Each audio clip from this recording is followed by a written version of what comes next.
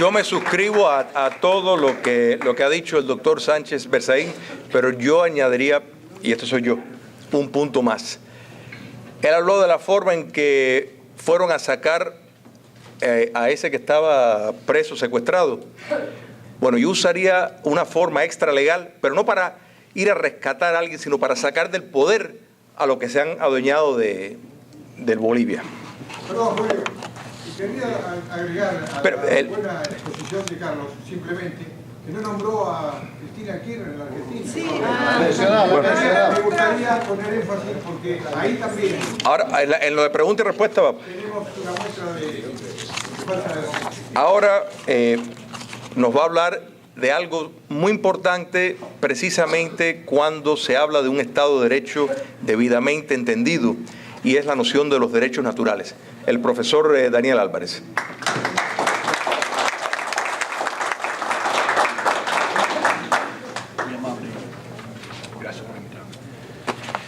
Bueno, quizás yo soy el teólogo, pero aquí tenemos el predicador, ¿eh? Tremenda exhortación. Si me ven en esta facha es que vengo de la universidad, estoy calificando papeles. Los grados se los debo entregar esta noche, pero le dije al jefe mío que tenía que venir aquí, que esto era muy importante y que los grados tienen que esperar que someterlos mañana. Los que me faltan, ya sometí 650, me faltan 35. Así que estuve, pero Julio, le dije a Julio cuando me invitó, se lo dije hace unos días atrás, le dije, estoy en medio de los exámenes finales, es un sacrificio, pero vale la pena, así que es un gusto para mí, es un honor que tú, Julio, me hayas invitado.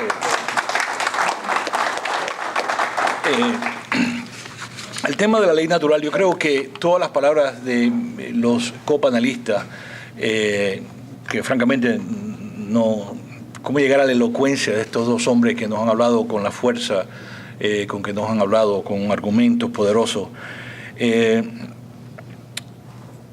La ley natural está debajo de todas las cosas que estamos hablando. Cuando hablamos de derechos humanos, estamos hablando de derechos básicos de todo ser humano. Es decir, ¿qué acceso a la verdad, a la moral tiene el ser humano como una capacidad innata ya dentro de él? Y la ley natural viene de esa tradición. Los orígenes, brevemente, de la tradición, algunos los remontan a Platón y Aristóteles. Perdónenme, mi entrenamiento es filosófico y teológico, así que si soy un poco abstracto, me toleran por lo menos estos 15, 20 minutos nada más. Aristóteles y Platón, obviamente Platón es el padre del trascendentalismo, de que había un orden eterno, un orden objetivo, universal, que no era propiedad de ninguna mente particular, que no era una cosa psicológica, sino ontológica. Estaba basado en los mismos cimientos y la realidad, y por lo tanto ningún hombre, ningún ser humano, ninguna cultura lo podía cambiar, lo podía mover, porque trasciende lo relativo, una cosa absoluta. Y me parece a mí que los fundamentos de la ley natural están en ese tipo de pensamiento, y Platón es francamente uno de los grandes pensadores en esa tradición. Aunque Aristóteles no es tan trascendental como lo fue Platón, y trató de traer el mundo de las formas, como Platón hablaba, aquí al mundo terrestre, al mundo de la materia. Aristóteles reconoció en su Ética Nicomaquea de que aunque los pueblos tenían costumbres y morales, entre comillas, había por encima de ellos una ley moral que trascendían esos pueblos, es decir, que ningún pueblo lo podía cambiar y que no eran relativos a ningún pueblo. Y esas palabras son todavía relevantes porque estamos viviendo en la época del posmodernismo, del relativismo. Hemos oído al Papa hablando fuertemente, no este Papa, los tres Papas, no, Juan Pablo II, Benedicto XVI y ahora Francisco, hablando del problema de la relatividad, el problema es que hemos regresado a la idea de que el ser humano es la medida de toda la realidad y puede imponer sus criterios particulares sobre el orden y cambiar el orden. Y aquí estos dos copanelistas han hablado mucho cómo los seres humanos quieren cambiar las cosas y reinventarlas a su imagen y semejanza. Y estos individuos que he mencionado estaban hablando que no, que hay un orden que trasciende al ser humano y que el ser humano de cierta manera participa en ese orden, o sea, por intuición, o sea, por su capacidad racional. Pero tengo, de cierta manera, malas noticias. Estamos en una crisis moral enorme, y yo personalmente, en mi trabajo como docente, como profesor, que estoy pensando en estas cosas diariamente, este es mi pan y vino, yo me siento muy preocupado. Yo le empiezo mis clases a los estudiantes diciéndole, el problema que tenemos en nosotros es que ustedes que van a ser los líderes de la sociedad, no les importa hacer trampa en los exámenes, no les importa mentirle a sus compañeros y compañeras, no les importa hacer trampa en los negocios, y entonces esperan de que esa actitud y ese tipo de forma de ser no sea reciprocada. Y ustedes van a tener que vivir en un mundo donde la ley de la selva es la que va a dominar. Y ese es el mundo en que desgraciadamente si no ya hemos llegado, ya nos estamos aproximando, donde el ser humano ha abandonado cualquier tipo de ancla trascendente, sea Dios o sea la ley natural, porque no son necesariamente equivalentes, valga la redundancia. Pero así que le digo que simplemente hablo estas palabras con bastante preocupación, con bastante dolor. No puedo llegar aquí a hablarles y decirles que todo está bien. Es más, las cosas son tan malas en este ámbito que estoy hablando, de que vale la pena preocuparnos. Entonces, ahí va la noticia. Estaba preparando la mala noticia para ustedes. En el mismo tiempo, unos años antes de Platón, y algunos de ellos fueron sus maestros, surgieron unos filósofos ingleses llamados los presocráticos, antes de Sócrates, que fue el maestro principal de Platón. Y esos filósofos estaban enfocados en la naturaleza, y muchos de ellos anticiparon, irónicamente, la teoría de la evolución de Darwin. Ellos hablaban, un señor que se llamaba Empédocles, escribió unos poemas, pero hablaba de que el ser humano venía del mar y que estaba gateando en 4 patas, así como lo dice en sus escritos, y que salió del mar y después por medio de, ¿cómo se dice en español? Trial and error. Prueba y error, por ensayo, ciertas formas de vida se juntaron y no pudieron sobrevivir, y otras que sí somos nosotros. Así mismo ellos hablan. Es interesante leer esos poemas de Empédocles. Después viene Demócrito y habla de una teoría materialista. La palabra átomo es de Demócrito, el padre del materialismo, con su maestro Leuquipos. Así que estamos hablando que el pensamiento que nosotros pensamos como el materialismo dialéctico o el materialismo de marxismo, el naturalismo, ya estaba concebido en la mente de esos pensadores que estaban antes de Platón. Es más, la filosofía de Platón y de Aristóteles es una rebelión contra esa forma de naturalizar la razón y de vaciar al ser humano de toda base trascendental. Y hay que entender que aquí no estaban hablando ellos de Dios, por eso es interesante, pero dijo, no se puede vincular totalmente el concepto de Dios con la ley natural. Ni aun el mismo Santo Tomás de Aquino, el gran teólogo del medioevo, decía que ni Dios podía cambiar la ley natural, ni Dios. Entonces lo que dijo es que la ley natural es simplemente una expresión de la naturaleza divina. Por lo tanto, Dios ni puede cambiar su naturaleza, ni puede cambiar la ley natural. Puede ser una contradicción de sí mismo. Entonces, esa expresión naturalista, evolucionista, materialista de los presocráticos, sorprendentemente, repito, antes de Platón, desarrollan un pensamiento que se llaman los sofistas. Los sofistas eran personas, que viene la palabra sofismo, que dijeron, ¿cuáles son las implicaciones de esta visión naturalista? Este concepto, que no hay ningún concepto trascendental, como dijo Protágoras, el hombre es la medida de sí mismo. El hombre impone su visión en la realidad. En la realidad no tiene ninguna característica que el ser humano no le imponga. En otras palabras, Protágoras hace al ser humano, el ser humano autónomo, la base total de la acción humana. Por lo tanto, el hombre no es responsable a ninguna medida trascendental, a ningún orden moral eterno, porque el ser humano ha fabricado ese orden moral. Otro de esos grandes presocráticos, Xenófanes, decía, el ser humano hace a Dios a su semejanza. Los africanos lo hacen con el pelo kinky y rizado, y los griegos lo hacen con ojos azules. Señores, eso lo dijo Freud en El futuro de una ilusión, al principio del siglo XX.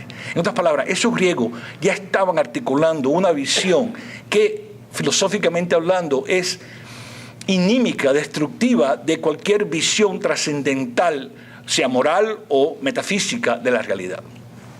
Y uno de ellos, traje el escrito de ellos, y quiero leerles algo para que vean que lo que estoy diciendo tiene base. Estas son las personas que miraron cuáles son las implicaciones del naturalismo. Bueno, si voy a hablar de ley natural, es que no hay una ley natural. Ellos formularon otra ley natural, y aquí se las voy a leer. Es mi traducción. Por naturaleza todo es vergonzoso, que es malo, como sufrir injusticia. Hacer injusticia es vergonzoso solamente por acuerdo entre seres humanos.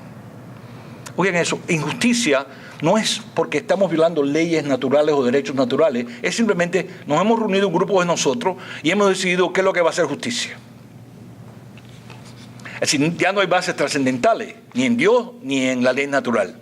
Entonces continúa, sufrir injusticia no es la parte del hombre, es la parte del esclavo, para quien era mejor que morirse que estar vivo.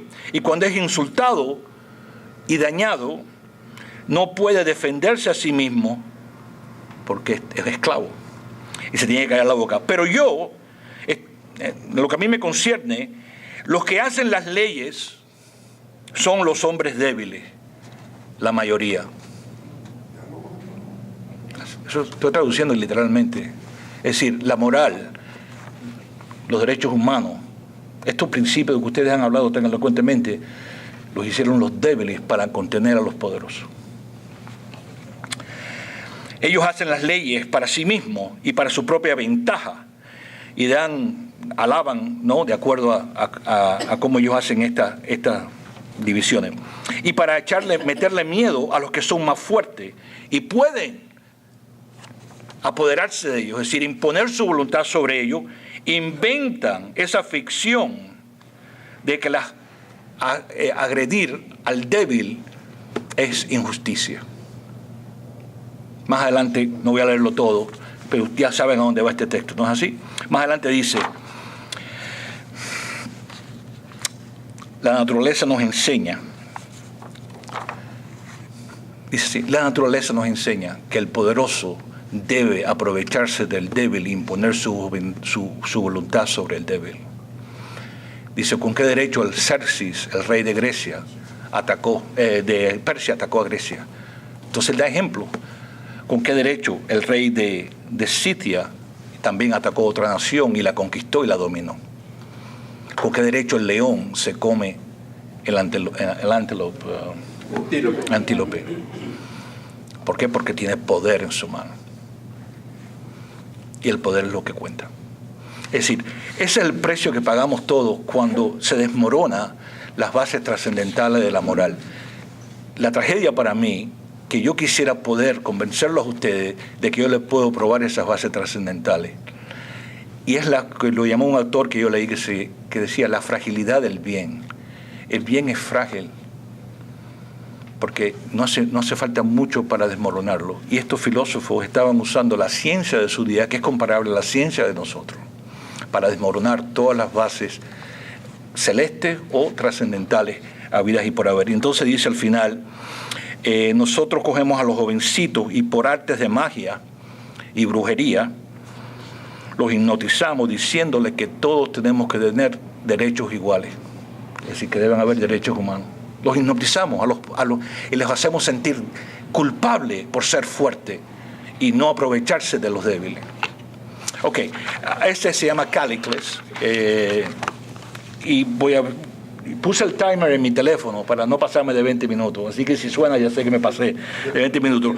Entonces, la tradición de ley natural, que por eso digo viene de Platón, Platón se revela contra eso, porque Platón ve que si estos individuos tienen razón, entonces no hay justicia y no hay moralidad. Entonces nosotros estamos a la merced de que somos animales en la lucha por la sobrevivencia, como decía Darwin. Cuando después dijo Herbert Spencer, y en un final llegamos a la conclusión de que tenía razón es el que yo llamo el Callicles revivido. Yo estaba leyendo a Callicles, es Nietzsche. Hace 2 semestres enseñé un seminario sobre Nietzsche y leí cuidadosamente hacia habló Zaratustra y el ocaso de los ídolos y el anticristo, y no voy a caricaturizar a Nietzsche, le tengo mucho respeto y admiración. Pero es interesante cómo Nietzsche ve al cristianismo y ve a Platón y ve a estos griegos, no los naturalistas, sino a Platón y Aristóteles, como el peligro del occidente. Porque Nietzsche vio de que Callicles era el modelo, elevar el poder, lo que él llama la voluntad de poder. Y una vez que entra al juego el poder, entonces la moralidad es una cosa que no cuenta para nada. Y ese es el dilema que tenemos hoy en día. Pero todos los cimientos, ustedes citaron varias personas, John Locke en el Tratado sobre el Gobierno Civil, que fue uno de los fundamentos de la tradición política norteamericana, cuando Jefferson habla, quizás ingenuamente, ¿no?, de que somos dotados por el Creador con derechos inajenables. Quizás, desde el punto de vista de estos individuos que estoy citando, es totalmente ingenuo. Él está repitiendo palabras que él mismo no entiende. Para nosotros han sido una fuente de alivio. ¿Cómo contrarrestar las dictaduras si no podemos apelar a derechos humanos? Si no podemos apelar a una moralidad que no puede ser violada por ningún dictador, ni un Fidel Castro, ni un Chávez, etcétera, etcétera. Es decir, si todo se basa en poder, entonces estamos a la merced del poder. Y el poder es el que tiene el petróleo, el que tiene el dinero, el que tiene la propaganda, el que va a llegar al poder y va a imponer su voluntad como nosotros, como decía Callicles. Ahora, la otra, yo asimilo el concepto de la ley natural. Y fíjate, no he dicho nada de qué es lo que es la ley natural. Porque si empiezo a definir lo que es la ley natural es porque no sé lo que es la ley natural. La ley natural supuestamente es algo a priori, es decir, no tenemos que chequear la experiencia, no tenemos que hacer experimentos, sino mirar por medio de, podríamos llamar quizás introspección, o diría mejor, reflexión humana, poder llegar a lo que Aristóteles y Platón y Jefferson y Locke daban por sentado, y Santo Tomás de Aquino, que podemos llegar por medio de la reflexión a ciertas verdades inmutables que violamos. Si las violamos, tenemos que amputar nuestra propia naturaleza. Yo sostengo que hay un rayo de esperanza, que quizás ese tipo de ley natural se pueda articular. Estoy leyendo un pensador inglés y aquí uno americano, Hilary Putnam de Harvard, que se han rebelado contra esta tradición naturalista y están haciendo un trabajo muy interesante. Quizás más adelante puedo publicar algo sobre eso. Yo publico ensayos, no publico libros como mis colegas aquí, aunque mis ensayos tienden a ser de 20, 25 páginas, pero ese es el modo que yo me comunico y después me tardo un poco en escribir porque tengo que pensarlo cuidadosamente. Pero de todas formas hay un rayo de esperanza que quizás podemos recuperar, quizás no el sentido de ley natural y moralidad, derechos humanos de que Platón hablaba, porque él hablaba de un trascendentalismo que hoy en día no suena bien a nuestros oídos, quizás algo más modesto, pero tan real y quizás más poderoso, porque es algo que sin argumento podemos decir, el dictador no puede violar nuestra vida, no puede imponer su voluntad a la fuerza. Es algo obvio que no necesita ser defendido y tenemos que despertar en cada uno de nosotros ese nuevo sentido de moralidad. Tengo otras notas aquí para hablar, pero yo creo que ya he hablado bastante. Quizás estas notas las pueda yo redactar en algún tipo de papel y mandárselas a ustedes y entonces se las pueden distribuir en un website.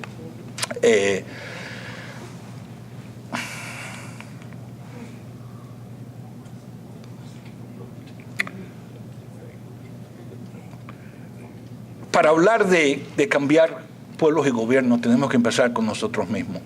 Yo voy a decir unas palabras atrevidas e ingenuas porque tocan ya no la filosofía, que es mi área, sino la política.